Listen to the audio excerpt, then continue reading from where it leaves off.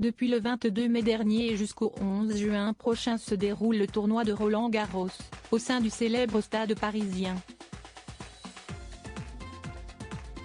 L'occasion de s'intéresser à cet ancien président de la République, qui aimait énormément le tennis. Il s'agit de Valéry Giscard d'Estaing, qui prenait plaisir à jouer avec sa raquette lorsqu'il était en repos au fort de Brégançon. Dans son livre L'Élysée à la plage, publié en mai 2021, le journaliste Pierrick Auger revenait sur cette fois où un petit incident avait eu lieu lorsqu'il se trouvait sur un terrain en terre battue. En vacances à Bormes-les-Mimosas, celui qui a gouverné le pays de 1974 à 1981 avait pour habitude de jouer au tennis tous les après-midi, à l'heure où la chaleur commence à tomber, avec le propriétaire voisin du domaine viticole de Brégançon. En effet, autour de la résidence d'État, il n'y avait pas d'équipement sportif ou un cours, permettant à l'ex-président de s'adonner à sa passion. Dès son premier séjour dans le Var, explique notre confrère dans son ouvrage, Valéry Giscard d'Estaing fait la connaissance des Thézenat, proches voisins, qui possèdent le château de Brégançon, ses 52 hectares de vignes et ses 400 hectares de forêt, depuis 7 générations. Sur cette propriété, il y a un court de tennis qui a tout de suite tapé dans l'œil du successeur de François Mitterrand, qui a rapidement voulu s'exercer fréquemment là-bas.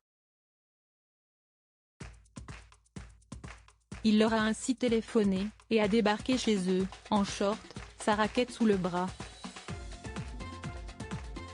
Supérieur à Emmanuel Macron, Nicolas Sarkozy, François Hollande. Les présidents en toute décontraction à Brégançon une passion débordante, mais un talent moindre? Le voilà donc invité pour jouer régulièrement au tennis avec ses voisins, souvent accompagné de son professeur. Mais lors d'un match amical, Jean-François Thézenat frappe si fort dans la balle qu'il l'envoie dans le nez du chef de l'État. Valéry Giscard d'Estaing ne lui en a pourtant pas tenu rigueur, comme il l'a confié, je lui ai cassé ses lunettes, mais il ne m'en a pas voulu. Il est revenu dès le lendemain. Malgré sa grande passion pour ce sport, l'ancien président de la République n'était pas vraiment doué avec sa raquette. L'un des enfants de la famille a même expliqué qu'au début, il le laissait gagner. On ne voulait pas d'incident diplomatique. Mais un jour, je me suis rebellé et je l'ai battu à plate couture. Il a fait savoir qu'il ne voulait plus jouer contre moi en simple, affirmait celui qui avait 18 ans au moment des faits.